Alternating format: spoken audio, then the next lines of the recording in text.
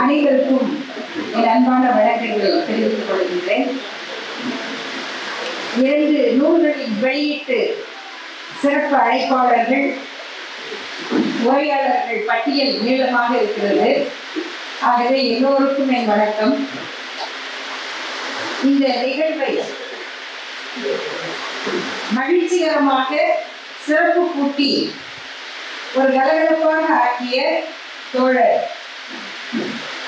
அன்பரசன், கருப்பு அன்பரசன் அவருடைய நண்பர்களுக்கு என்னுடைய பாராட்டுதல்களை தெரிவித்துள்ளேன்.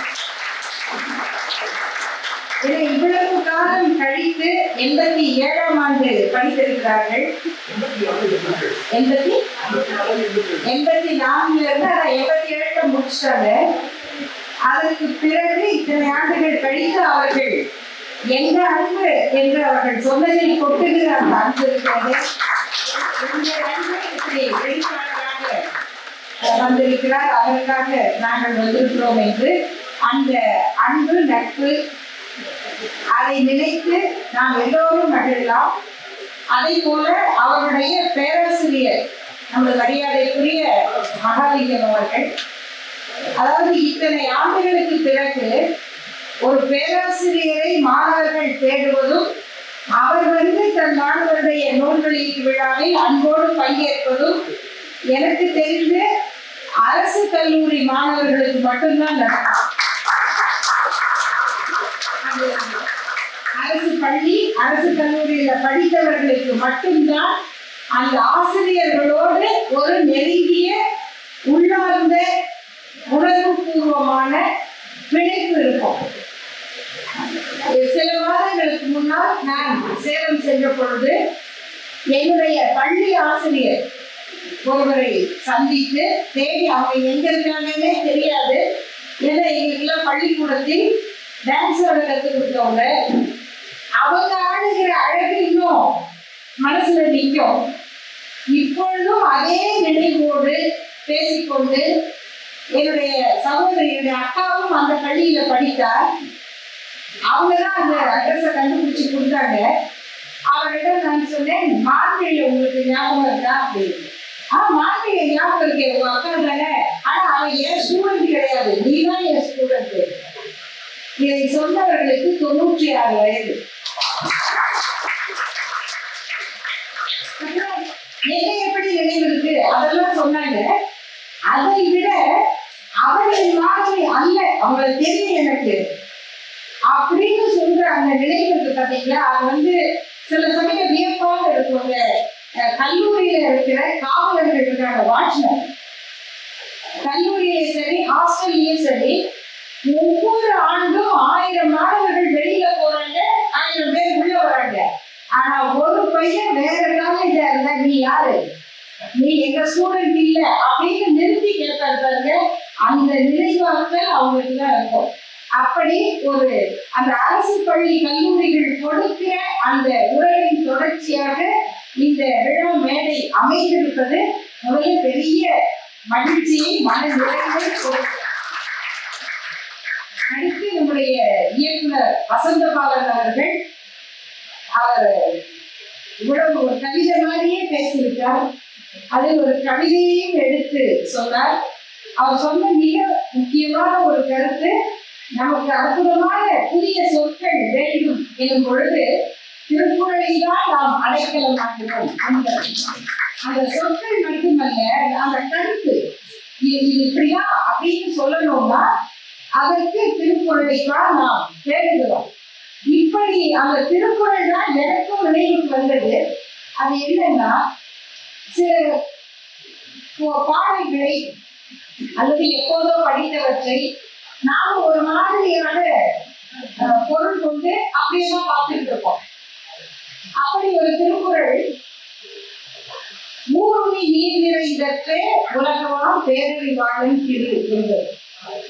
ஊருணியில் நீர் நிறைந்து கிடக்கிறது. அப்படி நிறைந்து கிடக்கக்கூடியதுதான் அறிவாளனிடம் இருக்கிற பேரறிவாளனிடம் சேர்ந்த செல்வம். அது எல்லோருக்கும் பயன்படும். இதுல நம்ம எல்லாருக்கும் பள்ளிக்கூடத்துல இருந்து எப்படி பொருள் சொல்லியிருப்பாங்கன்னு தெரியும். ஆனா என்ன ஒரு சின்ன மாறுபாடுன்னா, பேரறிவாளனிடம் பணம் சேராது. பேரறிவாளன்ட்ட என்ன செய்யறோம்? அறிவா சேரும். பேரறிவாளன் திரு என்பது அவன் சேமித்துக் கொண்ட அறிவுதான். அந்த அறிவு, பேரறிவாளனின் அறிவு ஊருக்கே பயன்படும், ஊர்மையாக இருக்கும் என்றுதான் நாம் புரிந்து கொள்கிறோம் உண்மையான பொருளை. மற்றவர்கள் நல்லா படிக்கிற பசுமார்க் பையன் சொல்லல, பசுமார்க் பொண்ணுன்னு சொல்லல, அவங்க காமிக்க மாட்டாங்க. தெரிஞ்ச பதில கூட தப்பா சொல்லுவாங்க. நான் படிக்கவே இல்லை அப்படின்பாங்க. படிச்சுட்டு வந்து சிரிக்கிறாங்க. மனுஷங்களா, நீங்க நல்ல படிச்ச இதை கேட்டு கேட்டு நிறுத்தேன்னு தெரியல அப்படிதான் சொல்லுவாங்க. ஆனா நல்லா படிப்பாங்க, மற்றவர்களுக்கு கற்றுக் கொடுக்க மாட்டார்கள். ஆனா உண்மையிலேயே அந்த பண்போடு கல்வியை ஏற்றுக்கொண்டு படித்தவர்கள், இந்த படிச்சுக்கோங்க நான் சொல்றேன் கேட்டுட்டு போய் எழுது அப்படி நம்மள பல பேர் வந்து கற்றலை கேட்டலே நன்று என்று பரீட்சைக்கு போகும்போது அப்படின்னு கேட்டு நண்பர்கள் சொல்லி கொடுத்ததை எழுதுறது நம்ம படிச்சதை விட நல்லா இருக்கும். அது எனக்கு வந்து ஓனர்ஷிப் அண்ட் பொசஷன் அப்படின்னு ஒரு பகுதி உண்டு சட்ட சொத்துக்களை பற்றிய சட்டம். அப்ப ஓனர்ஷிப் அண்ட் பொசஷன் அப்படின்னா அதை மட்டும் படிக்கல. ஏன்னா நம்மளுக்கு ஒன்றும் ஓனர்ஷிப்பும் கிடையாது, பொசஷன்லையும் பெற்ற ஒன்றும் கிடையாது. அப்ப தேர்வு எழுத போகும்போது கூட படிக்கிற பொண்ணை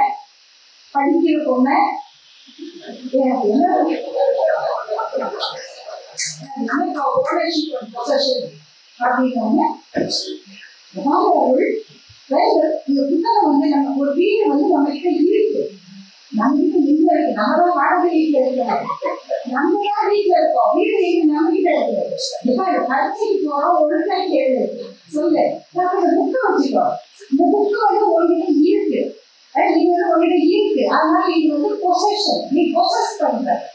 ஆனா இந்த புத்தகத்தை விலை கொடுத்து வாங்கியிருந்தா நீ ஓனர் பண்ற, நீ இதுக்கு ஓனர். ஓ அப்படியா?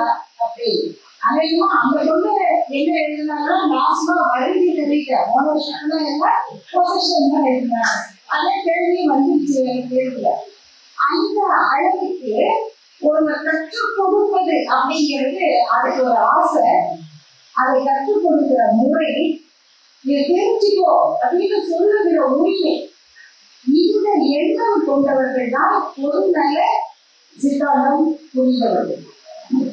அவங்க படிக்கும் போது, கேட்கும் போது, எழுதும் போது, ஒரு படத்தை பார்க்கும் போது, ஒரு பாட்டை கேட்கும் போது உடனே நமக்கு பிடிச்சவங்களுக்கு அனுப்பி இதை கேளு, இத பாரு அப்படின்னு சொல்றோம். ஏன்னா யாருக்கு இன்னும் பெருகை வையணும், அப்ப இது நீங்க தெரிஞ்சுக்கோ அப்படின்னு சொல்லுகிற அந்த பரிமாறி கொள்ளுகிற ஒரு மனம், அது வந்து எப்பயுமே சும்மா இருக்காது.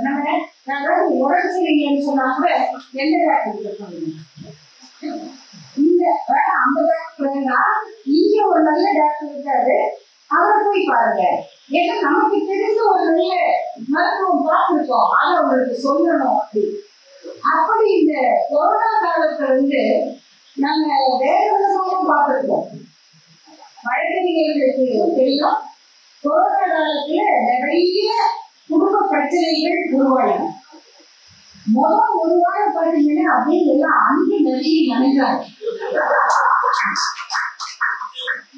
இதையெல்லாம் அன்பு நதியை நினைப்போம், இது எனது எண்ணுமோ கொடுமையை தவிர்ப்போம், இதை பொருள் பயன் பெற மறுத்தெளி பசிப்போம், நீவந்தாமே அனைவரும் புசிப்போம். புரட்சி கவிஞர் பாட்டுக்குள்ள போய் எல்லாரும் புதிய உலகம் செய்வோம் கேட்ட கோவிடும் உலகத்தை ஒழிச்சாங்க ஒரு வாரம். அப்படியே பேஸ்புக் ரைட்டப்ப பார்த்துருந்தேன், இத்தனை நாளாக நம்ம சேர்ந்து சாப்பிடவே இல்லை.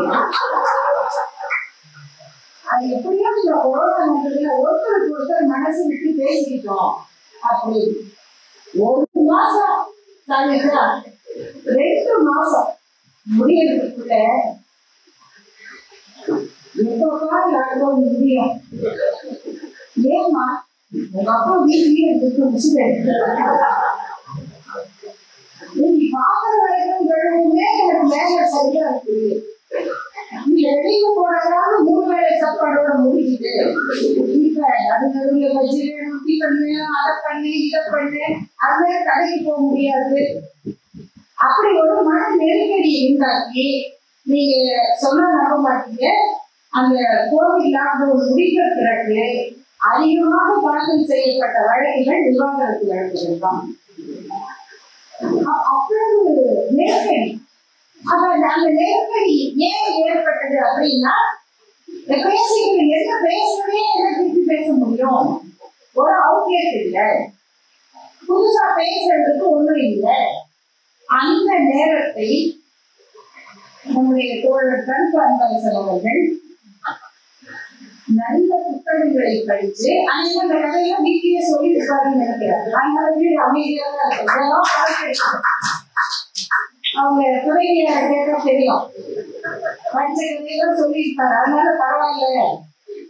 இந்த அனுபவங்களை பகிர்ந்து கொள்வதற்கு அது அந்த காலம் முடிஞ்ச பிறகும் அதை எழுதி பதிவு செய்ததை இப்படி 2 நூல்களாக அவர் வெளியிட்டிருக்கிற அந்த பேரறிவாளர் திரு என்பது ஊருக்கு பயன்படும் என்கிற வள்ளுவருடைய அந்த சொல்லை நிலைப்படுத்துகிறது.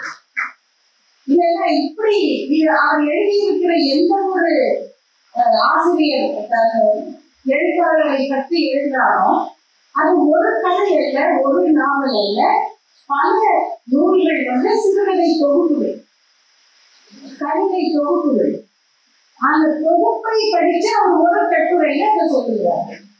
அப்புறம் சில கதைகளை மட்டும் எடுத்து இது இந்த தொகுப்புல இருக்கிற கதை அப்படின்னு எழுதுகிறார். அதை எழுதும் போது அந்த கதையினுடைய பின்னணி என்ன, அதை அவங்க எப்படி எழுதியிருக்காங்க, அது கொடுக்கிற உணர்வு என்ன, இதை நம்ம ஏன் படிக்கணும். அது அவர் கொடுக்கிறது ஒரு சாம்பிள் தான். அப்ப அதை படிச்சு முடிக்கும் போது அப்பதான் அந்த புத்தகத்தையே படிச்ச மாதிரி இருக்கு. சில பேர் சினிமா கதை சொல்லுவாங்க, எப்ப படத்தையே பார்த்த மாதிரி இருக்கேன் அப்படி சொல்லியிருக்காரு. படத்தை போய் பார்க்கணும் அப்படிங்கிற மாதிரி சொல்லுவோம். அதான் கேட்கவே படத்தை பார்த்தா 2வது பார்க்கிற மாதிரி இருக்கு. அப்படி இல்லை, அந்த கதையை படிக்கிறது திரும்ப ஒரு தடவை கடைசியில போய் பார்த்து அப்ப யார் எழுதுறது, எது யாருடைய வெளியீடு, புத்தகத்தோட பேர் என்ன அப்படின்னு நம்மள அது பார்க்க தூண்டுது. அவர் ஒரு அருமையான எழுத்தாற்றலோட அவர் கொடுக்குறாரு. சொல்லும் போது எப்படி சுமையோட சொல்றது அப்படின்னு.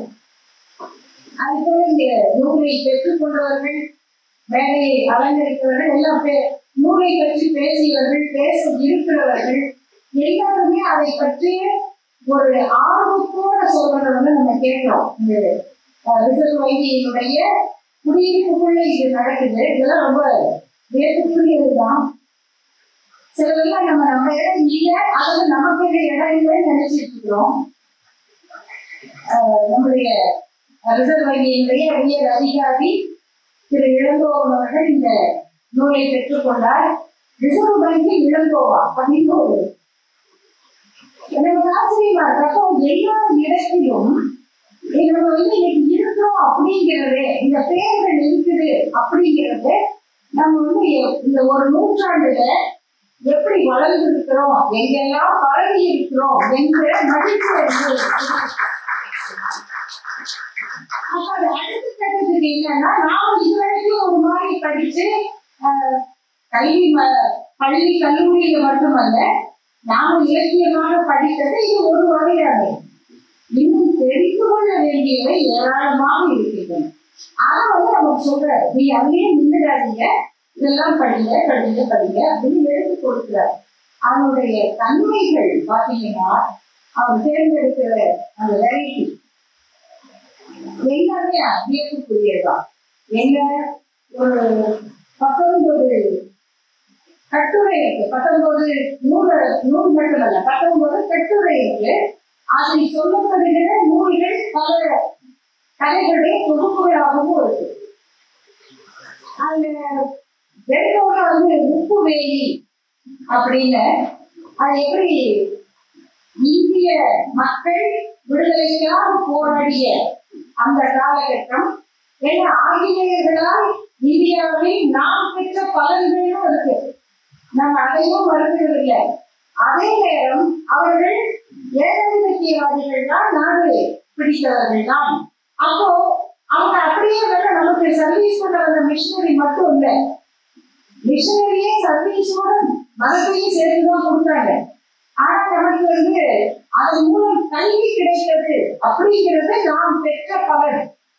அதே போல அவங்க ஆங்கிலேயர் ஆட்சியில என்ன நடந்தது அப்படிங்கும்போது அந்த உப்பு எடுக்கிறதுக்கான அந்த வரி விதிக்கப்பட்டதும், உப்பு ஒரு இடத்துக்கு மற்ற இடத்துக்கு போகக்கூடாது அப்படின்னு தடை விதிச்சதும், ஒரு கட்டத்துல அரிசி பஞ்சம் ஏற்பட்டது. சென்ற நூற்றாண்டுல அரிசி பஞ்சம் ஏற்பட்டதுனால மாவட்டம் விட்டு மாவட்டம் எடுத்துட்டு போக கூடாது அப்படின்னு ஒரு சட்டம் வந்தது. ஏன்னா அது தேவைக்காக எடுத்துட்டு போறதுல, விற்பனைக்காக கடற்கை மூலமாக எடுத்துட்டு போறது. ஆனா உப்பு எடுத்துட்டு போறது மக்களுடைய தேவைக்கான விற்பனை. அதுக்கு அவங்க வரி போட்டதும், அந்த கடற்கரை தடுப்பதற்காக எழுப்பப்பட்ட அந்த முள் மரங்களான அந்த வேலி அது எப்படி இருந்தது அப்படிங்கிறத இதை தேடி கண்டுபிடித்து அதை பதிவு செய்ய ஒருவருடைய கதை அனுபவம். இப்படி தொடங்கி அந்த போராட்டத்தில், சுதந்திர போராட்டத்தில் பதிவு செய்யப்படாதவர்கள் பட்டியல்னா உண்மையிலேயே கவர்னர் மாளிகையிலிருந்து தேடுற பட்டியல் இல்லை, மக்கள் போராட்டம், மக்கள் கிட்ட இருந்து தேடுற பட்டியல். அதுல பல செய்திகள் இருக்கின்றன. உமாவர்கள் இங்க அதை பற்றி அறிமுகத்தை அவர் கொடுப்பாங்க. அதனால நான் கதைகளை சுத்தமா செய்தியை மட்டும் சொல்றேன். அதுல ஒரு இடத்துல ஆண்கள் தாக்கப்படுகிறார்கள் ஆங்கில ராணுவத்தால். அது அவங்க எதிர்த்து போராட முடியாது, தாக்கப்படுறாங்க அப்படிங்கும் போது அந்த செய்தி கேட்டு ஒரு பெண் முன்னால வர்றாங்க. அவங்க அடிக்கிறது யாருன்னு அவங்களுக்கு தெரியாது, யாரும் மாநில அடிக்கிறாங்க அவ்வளவுதான். அவங்க ஒரு பெரிய குச்சி நட்டி அதை எடுத்துக்கிட்டு ஓடுறாங்க. அவங்க பார்த்து மற்ற பெண்களும் ஓடி வர்றாங்க. அங்க போய் பார்த்தா அங்க அடி வாங்குறவங்க இந்த பெண்ணோட அப்பா அண்ணன் எல்லாம் அடி வாங்குறாங்க. ஆனா இந்த பெண் அந்த கம்ப சுழட்டி அடிச்சோம்னா அத்தனை பெண்களும் களத்துல இறங்குறாங்க. அந்த இடத்தில் ராணுவம் பின்வாங்கி ஓடியது அப்படிங்கிற செய்தி. அந்த மக்களிடம் இருந்துதான மாற்றம், மக்களிடம் இருந்து வந்ததுதான் அந்த எழுச்சி அப்படின்னு இப்படிப்பட்ட செய்திகள் நிறைய வருது. அது மாதிரி சில அடையாள பிரச்சனை இந்தியா முழுக்க நடக்கிறத காஷ்மீர் பகுதிகள்ல, அசாம் பகுதிகள்ல இன்னைக்கு கணக்கெடுப்பு, குடிமக்கள் கணக்கெடுப்பு அப்படின்னு நடத்த போறோம் சொல்ற அந்த ஒரு சூழலை மட்டும் வச்சுக்கிட்டு ஒரு ஆணும் பெண்ணும் அவங்க குழந்தையோட அழைக்கப்படுறாங்க. நீங்க இந்தியன் சிட்டிசனா அப்படின்னு கேட்கறாங்க. அந்த பொண்ணு பேர் ஃபிர்தோஸ். அந்த ஃபிர்தோஸும் அவங்க கணவரும் அந்த குடியுரிமை வெரிஃபிகேஷனுக்கு போறாங்க. அவங்க உங்கள்கிட்ட என்ன ஆவணம் இருக்கு அப்படின்னா அவங்க இருக்கிறதெல்லாம் கொடுக்குறாங்க. நம்ம இந்த சட்டத்தை நாம எதிர்ப்பதற்கு காரணமே இதெல்லாம் நடக்கும் அப்படிங்கிறது தான். ஏன்னா அவங்க உட்கார்ந்து இருக்கிறவர் சபாநாயகர் மாதிரி நம்ம பேசினா மூஞ்சியே பார்க்க மாட்டோம், அப்படிதான் அதிகாரிகள் இருப்பாங்க. அவங்க கிட்ட போய் நீங்க எதை கொடுத்தாலும் அதை ஆவணம் ஒத்துக்க போறது இல்லை. அவங்க ரிஜெக்ட் பண்ணா நீங்க ட்ரிபியூனலுக்கு போங்க அப்படின்பாங்க. நான் குடிமகனா குடிமகளா இல்லையா அப்படின்னு தெரிந்து கொள்ள கோர்ட் வாசல்ல போய் நின்றுட்டு இருக்கணும். கோர்ட்டும் இல்லையா போங்க அப்படின்னு கைவிரித்து விட்டால் நீங்கள் இந்த நாட்டு மக்கள் இல்லை அப்படின்னு இந்த நாட்டினுடைய குடிமக்களில் ஒரு பகுதியில, ஒரு சிறு பகுதியில இன்னைக்கு அந்த பிரச்சனையை எப்ப நம்ம வீட்டுக்கு அழைப்பு வரோன்னு எதிர்பார்க்கிறாங்க. இது நம்மளால இயல்பா தமிழ்நாட்டில இருந்து கற்பனை பண்றது கொஞ்சம் சிரமமாக இருக்கலாம். ஆனால் அப்படி நடக்கிற ஒரு பகுதியில அந்த பிரிட்டோஸும் அவங்க கணவனும் அந்த குழந்தையோட போறாங்க. அவங்கள இந்த ஆவணங்கள் பத்தாது அப்படின்னு சொல்லிடுறாங்க. அப்ப அவங்க அங்க இருந்து ஓடுறாங்க. வெவ்வேறு நெருக்கடியில ஒரு பாலத்து மேல ஓடிட்டு இருக்கும்போது அந்த பெண்ணுக்கு ரொம்ப அந்த மன அழுத்தத்துல அவங்க காலத்துல எடுத்து பிடிச்சு செத்துறாங்க. அந்த கணவரும் குழந்தை மட்டும் ஓடுறாங்க, ஓடிட்டே இருக்காங்க. பார்த்தா அவங்களுக்கு முன்னால சில பேர் ஓடுறாங்க, அப்புறம் அவங்க பின்னால சில பேர் ஓடுறாங்க, இப்படி ஓடிக்கிட்டே இருக்காங்க. ஆனா அதை படிக்கும் போது என்ன ஒரு வழி, அந்த கதையை படிக்கும் போது, இது கதையில கதையெல்லாம் நடக்கிற நிகழ்வு தான். அந்த வழியை இன்னொருத்தர் நமக்கு எடுத்து சொல்லும் போது நமக்கு உள்ள வலிக்குது அப்படின்னா கருத்தாம்பரசனுடைய எழுத்தின் வலிமை என்ன அப்படிங்கறது. அதே சமயத்துல இப்ப இது சிறுபான்மை சமூகம், இஸ்லாமியர்கள் அவர்கள் எதிர்கொள்ளுகிற பிரச்சனை அப்படின்னு இதை பதிவு பண்ற அதே நேரத்துல அதற்குள்ளே பெண்கள் எதிர்கொள்ளுகிற பிரச்சனைகள் இருக்கு, அதை பற்றிய கதைகளும் இருக்கு. அதை சொல்லிதான் ஆகணும் அப்படிங்கும் போது இந்த ஆகாத வீடா அப்படின்னு ஒண்ணு. வீடாங்கிறது ஒரு ஒரு அழகான உருது சொல். வீடாங்கிறது இறந்தவருடைய முகத்தை பார்ப்பதால் கிடைக்கிற பலன். அவங்க எவ்வளவு தூரம் இருந்தாலும் தொலைவில் இருந்தாலும் இறந்துட்டாங்கன்னு சொன்னா எப்படியாவது போய் சேர்றாங்க, போய் பார்க்கணும் அப்படின்னு. அப்படி போய் அவங்க முகத்தை கடைசி அவங்க மூடுறதுக்கு முன்னால அந்த முகத்தை பார்த்துட்டீங்களா அப்படின்னு கேட்கறத வீடா கிடைக்கிறதா அப்படின்னு கேட்கறாங்க. ஆனா அதுவே கூட இது வந்து இது என்ன, இதுக்கு ஏதாவது சட்டம் இருக்கா, இதுக்கு ஏதாவது கஷ்டம் இருக்கா அப்படின்னா அதுவே ஆகாத வீடா அப்படின்னு ஒரு தலைப்பு. அப்ப பார்க்கும்போது ஆச்சரியமா இருந்தது.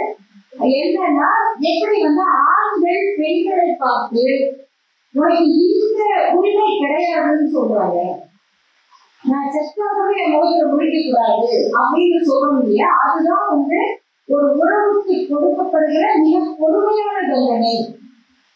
இத சொல்றது செத்து போயிட்டா நம்ம போய் பார்த்துருவோம், ஆனா பார்க்க கூடாதுன்னு அந்த ஒருத்தர் தடுத்தாங்க வச்சுக்கோங்க. ஒரு பொண்ணு அந்த மாதிரி அப்பாவை பார்த்து அழ போறாங்க, அந்த பொண்ணு விடக்கூடாது அப்படின்னு மற்றவங்க சொல்றாங்க. கடைசியா தாய்க்கு வந்து கோபம் வந்து அவங்களுக்கு மனசு தந்தாங்க, நீங்க பார்க்கறீங்க அப்படின்னு சொல்லி அம்மா வந்து கேட்க வச்சுட்டாங்க. அப்படி பார்க்க வச்சதுக்காக அவங்க பையன் கேட்கிறாரு, கூட பிறந்த சகோதரன் கேட்கிறாரு, இந்த பார்க்க வைக்கிற உரிமையை உனக்கு யார் கொடுத்தது அப்படின்னு. அந்த ஆணாதிக்கத்தின் குரல் இருக்கு பார்த்தீங்களா, அது வந்து எப்படி செயல்படுது அப்படிங்கிறது அந்த கதையில அப்படி சொல்லப்படுது. இன்னும் நிறைய நிகழ்ச்சி அந்த மாதிரி சொல்றாங்க. இஸ்லாமிய திருமணங்கள்ல புலவை போடுறது பழக்கம். அந்த அடையாள சீட்டல் வரும்போது திடீர்னு வந்து ஒரு அடிப்படை வளத்தின் பக்கமும் மனசு வந்து இழுக்கும். இது வந்து அவங்க மட்டும் காரணம்னு சொல்ல முடியாது, சமூக சூழல் வந்து நமக்கு இதுதான் பாதுகாப்பு, நம்ம இப்படி இருந்துக்கணும், நாளைக்கு நம்மளை அடிச்சா யாரு கேட்பாங்க, இவன் தானே பலசாலி, இவனுக்கு தானே சண்டை போட தெரியும், அப்ப இவன் தான் நம்மளை பாதுகாப்பான் அப்படிங்கிற ஒரு பாதுகாப்பின்மையும் அச்சத்தையும் அது உருவாக்கும். அப்படி உருவாக்கும் போது என்ன ஆகுதுன்னா ரொம்ப இறுக்கமான அடிப்படைவாதத்தை அவங்க பேச ஆரம்பிப்பாங்க. அப்படி ஒரு பையன் சொல்றான், கல்யாணத்துல குழம்பு போடுறது ஆம் அப்படிங்கிறோம். அந்த இயல்பா மக்கள் வாழ்க்கையில இருக்கு. ஒரு சின்ன பையன் இது மாதிரி திடீர்னு இதெல்லாம் தெரிஞ்சுக்கிட்டு வீட்டுல போர்டு வச்சு எழுதி போட்ட கம்பியெல்லாம் இருக்கும். தினம் அக்கா என்ன பண்ணணும், தங்கச்சி என்ன பண்ணணும் அப்படின்னு ஒவ்வொரு பையன் வந்து எழுதி போடுறாரு. ஏன்னா இப்படிலாம் இருக்கணும் அப்படின்னு அந்த அடிப்படை வாதத்தை நோக்கி அவர்களை நகர்த்துவது எது அப்படிங்கிறதையும் நம்ம யோசிக்கணும். ரொம்ப சுலபமா சொல்லிடலாம், மிக எளிதாக சொல்லிடலாம். நான் வந்து இப்படி சொல்லுவாங்க நினைக்காத ஒரு சகோதரி வந்து சில பெண்கள் வந்து இந்த கருவா போட்டுட்டு போகும்போது கொஞ்சம் சின்ன பொண்ணுங்களும் போட்டிருந்தாங்க. அவங்க ரொம்ப ஒரு கடுமையான சொல்ல பயன்படுத்துறாங்க. ஏன்னா அவங்க எப்படி இருக்காங்க, எதுக்கு பண்றாங்க வந்து ரொம்ப கோபமா. அப்ப ஏன் அவங்க என்ன பண்ணிட்டாங்க அப்படின்னு, எதுக்கு இந்த மாதிரி இவ்வளவு இது பண்றாங்க, இப்ப இந்த பிள்ளைக்கு போராட்டி என்ன அப்படின்னு. நியாயம் தான், அவங்க கேள்வி வந்து நியாயம்தான். ஆனா இப்ப அதுக்கு அடுத்து பின்னாடி போற ஒரு பொண்ணு வந்து ஒரு 4 பொட்டு வச்சிருக்கு, 4 கயிறு கட்டி இருக்கு. அந்த பொண்ணை பார்த்து சொல்லுமா நம்ம என்ன இவங்க எப்படி பண்றாங்க, எதுக்கு 4 பொட்டு வைக்கிறாங்க, எதுக்கு இத்தனை கயிறு கட்டி இருக்காங்க அப்படின்னு கமெண்ட் அடிக்கிறோமா சத்தமா, அவங்களை கூப்பிட்டு சொல்லுவோமா? அப்ப அந்த சமூகத்தின் மீதான ஒரு ஒரு விமர்சனமாக தனக்கு இப்படியான பாதிப்பு இங்கே வரக்கூடாது என்று நினைக்கிறவர்களுக்கு கூட இப்படி உருவாக்குற சூழல் இருக்கு. அப்படிப்பட்ட நிலைமையில உண்மையையும் நம்ம சொல்லணும், ஆனால் அதை உணர்ந்து சொல்லணும் அப்படிங்கிற அந்த பார்வையோட அங்க எழுதப்பட்ட கதைகளை அவர் பதிவு செய்திருக்கிறார். இது மாதிரி ஒவ்வொரு கதைக்கும் ஒவ்வொரு பின்னணி இருக்கு. அப்புறம் நானும் என் பூனைகளும் அப்படின்னு, ஏன்னா எனக்கு பூனைக்கார அருள்னு தான் எங்க தெருவில் எல்லாம் பேர். சின்ன வயசுல எங்க இப்பயும் என் மகனும் அந்த மாதிரி பூனை வளர்க்கறது நாய் வளர்க்கறதுல ரொம்ப ஆர்வம் உள்ளவங்க. ஆனா அது விளைவு என்ன ஆகுதுன்னா, எங்க வீட்டுக்கு எந்த தெருவுல பூனை குட்டி போட்டாலும் கொண்டாந்து நம்ம வீட்டுக்கு முன்னாடி போட்டு போயிடுவாங்க. ஆக எவ்வளவு பூனை எல்லாம் வளர்க்கிறது முடியாது நம்மளால. அப்படி ஒரு சிக்கல் வரும். இது ஒரு சிக்கல்னா இதை பத்தி கவலைப்படாம எத்தனை பூனையும் வளர்க்கறது எத்தனை நாயும் வளர்க்கறதுன்னு முடிவு பண்ணுகிற ஒருத்தருக்கு அந்த தெருவுல என்ன சிக்கல் வரும்? அகமரத்துல இருக்கிற மக்கள் எவ்வளவு அன்பா இருப்பாங்க. ஏன்னா நிறைய பார்த்துருக்கோம். ரொம்ப மக்கள் எல்லாம் நல்லா சொல்லுவாங்க. ஆனா அந்த சின்ன விலங்குகளை துன்புறுத்துவது அவங்களுக்கு அவங்க மனசுக்குள்ள இருக்கிற அத்தனை வன்மமும் வரும். மற்றபடி அச்சப்படுறது இன்னைக்கு நடக்கிற நாய்க்குட்டிகளை எல்லாம் பார்க்கும்போது அச்சப்படுறதுலாம் இயல்பு, அது உண்மை. பாதுகாப்பாக தான் இருக்கணும், அது பயப்படக்கூடிய சூழ்நிலை தான். ஆனா இது அதுக்காக மட்டும் இல்ல, சின்ன பசங்களை விட்டு பசங்க தான் நல்லா அடிப்பாங்க, பெரிய ஆட்களே அந்த வேலையை செய்வாங்க. அது எதுக்கு அதுக்கு போற போக அப்படி காலையில எத்திட்டு போவாங்க.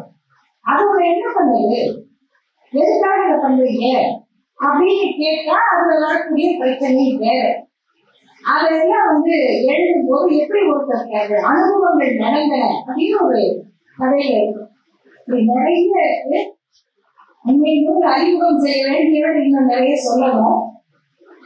அது அவரு இது எல்லாருக்கும் பொதுவா ஒரே ஒரு அன்பரசன் அவர்களுடைய அவருடைய எழுத்துல இருந்து அதை எப்படி எழுதியிருக்காருன்னு சொல்லி நான் முடிக்க விரும்புறேன். ஒரு கதையில சொல்றாரு, அந்த கதை அவ்வளவு அனுபவங்களை பொதிச்சு வச்சிருக்க, அங்கங்க கண்ணிவெடி மாதிரி பதிச்சு வச்சிருக்காரு. நீங்கள் கவனமாக அதன் மீது காலை பதியுங்கள் அப்படிங்கிற பதியுங்கள், அப்பதான் அது வெடிச்சு அந்த அனுபவத்தை உங்களுக்கு கொடுக்கும் அப்படின்னு.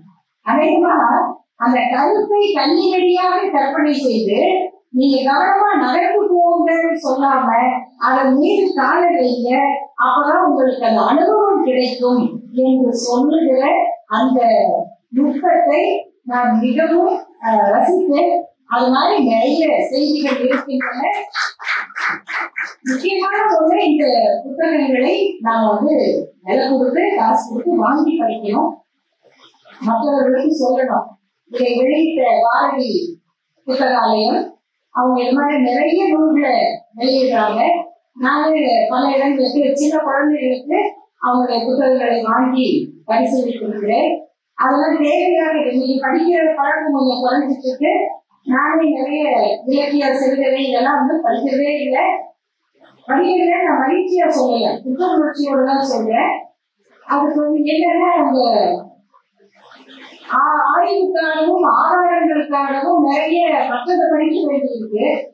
எதிரி படிக்கிறத விட எதிரி புத்தகத்தை நம்ம கவனமா படிக்க வேண்டியிருக்கு. என்ன நம்ம நிறைய தப்பா சொல்லிடுறானே அதையும் திருப்பி படிக்க வேண்டியிருக்கு. இந்த வேலைகளுக்கு நடுவுல ஒருவேளை இந்த வழக்கறிஞர் ஆனதுனாலயா இந்த கதைகளை நிறைய கேட்டு கேட்டு இந்த கதையை படிக்கிறதுல இருக்கிற ஒரு அனுபவம் குறைஞ்சு போச்சு அப்படின்னு நினைக்கிறீங்கன்னா தோழர் வசந்தபாலன்லாம் இருக்காங்க. அது வழக்கறிஞருக்கே கிடைக்கிற ஒரு வாய்ப்பு. நீங்க நினைச்சு கூட பரவாயில்லைங்க, நேராச்சு நான் ஒரு உதாரணத்தை மட்டும் சொல்லி முடிச்சுக்கிறேன். இது நீங்க நகைச்சுவையா எடுக்க முடியுமா, நகைச்சுவை படமா எடுக்க முடியுமான்னு எனக்கு தெரியாது. அதுல இருக்கிற ஒரு ஆவண நகைச்சுவையும் இருக்கும். ஒரு ஓராசிரியர் பள்ளி ஒரு மலைப்பகுதியில இருக்கு. அதாவது 1ஆவதுல இருந்து 5ஆவது வரைக்கும் வகுப்பு, ஆனா ஒரே வாத்தியா இருப்பான். அவர் ஊர்ல இருந்து சைக்கிள்ல போவாரு, வகுப்பு நடத்துவாரு, திரும்பி போவாரு. முதல் கிளாஸ் 1, அப்புறம் 2ஆவது 3ஆவது இப்படி நடத்துவாரு. அப்போ ஒரு நாள் அவங்க வீட்டுல யாரும் இறந்துட்டாங்க, அவரு அன்னைக்கு பள்ளி விடுமுறை விடணும், லீவ் லெட்டர் கொடுக்கணும். லீவ் லெட்டர் போஸ்ட்ல போட முடியாது, நேரம் கொடுக்கணும். அது சிஇஓ ஆபீஸ் சேலத்துல இருக்குது. இது வந்து ஆத்தூர் பக்கம் கிராமம். அதனால அவர் என்ன பண்ணாருன்னா, பிள்ளைங்க வந்து காத்திருப்பாங்கன்னு போய் இன்று பள்ளி விடுமுறை அப்படின்னு எழுதி வச்சுட்டு போர்டு போட்டுட்டு அவர் நேரம் சிஇஓ பார்க்க போறாரு. அன்னைக்குதான் சிஇஓ இன்ஸ்பெக்ஷனுக்கு இந்த பள்ளிக்கூடத்துக்கு வர்றாரு. வந்தவர் பள்ளி விடுமுறை அப்படின்னு போர்டை பார்த்தவங்க, அது எப்படி எங்க பர்மிஷன் தானே இவரு விடுமுறை விட்டாருன்னு அங்கேயே வந்து ஒரு டைபிஸ்ட கொடுத்து சஸ்பென்ஷன் டைப் பண்ணி அதே போர்டுல ஒட்டிட்டு அவர் திரும்பி போயிட்டாரு. இவங்க சிஇஓ ஆபீஸ் இருக்காரு, சாயங்காலம் வரைக்கும் சிஇஓ வரல. இவர் பார்த்துட்டு சாவுக்கும் போக முடியல, நேரத்துக்கு என்ன சிஇஓ பார்க்கவும் போக முடியாது. அப்புறம் அவர் வழியா போறாரு. அடுத்த நாள் வந்து பள்ளியை திறக்கலான்னு பார்த்தா போர்டுல ஒரு சஸ்பெண்டட் அப்படின்னு ஒட்டு. அதுக்கப்புறம் அவருக்கு வேலை வாங்குறதுக்கு நான் அந்த வழக்கு நடத்தி அதெல்லாம் நடந்த கதை வந்து இது மாதிரி கதைகள் வந்து எனக்கு எழுத முடியுமானா முடியாது. ஆனா அப்படியே இருக்கு, நடந்துகிட்டே இருக்கு.